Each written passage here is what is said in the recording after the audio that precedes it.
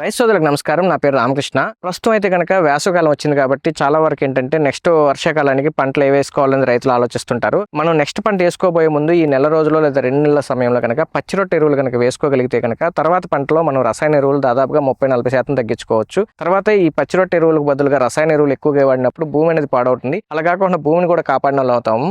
ఈ పచ్చి రొట్టె ఎరువులు అంటే కనుక చాలా మంది జీలుగా అనేది వేస్తుంటారు.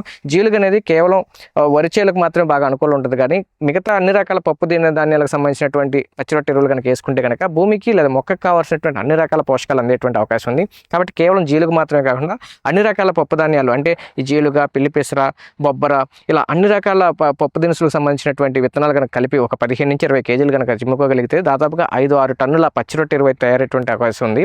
ఒక్కొక్క టన్ను నుంచి 6-7 కేజీల నత్రజని, 1 కేజీ భాస్వరం, అలాగే 1 కేజీ 2 కేజీలు పొటాషు ఇలా అన్ని రకాల పోషకాల లభ్యతలోకి వచ్చేటువంటి అవకాశం ఉంది. దీనివల్ల ఏంటంటే రేపు ఈ రసాయన ఎరువుల ఖర్చు దాదాపుగా సగం వరకు తగ్గుతుంది. అలాగే చీడపీడల ఖర్చు కూడా దాదాపుగా సగం వరకు తగ్గుతుంది. అలాగే నీటి ఎద్దడిని కూడా తట్టుకుని నెక్స్ట్ పంట ఆరోగ్యంగా పెరగడానికి అయితే అవకాశం ఉంటుంది. ఎవరైనా సరే ఈ పచ్చి రొట్టె ఎరువులకు సంబంధించినటువంటి విత్తనాలు కావాలంటే కనుక స్క్రీన్ మీద కనబడుతున్న నెంబర్కి మీరు కాల్ చేయొచ్చు. అలాగే ఈ పచ్చి రొట్టె ఎరువులు కానీ లేకపోతే మనం వేసుకున్నటువంటి గతంలో ఉన్నటువంటి పంట యొక్క వ్యర్థాలు కాల్చుకోకుండా పులించుకోవాలంటే కనుక డీబ్యాక్ట్ అనేటువంటి ప్రోడక్ట్ ఉంటుంది.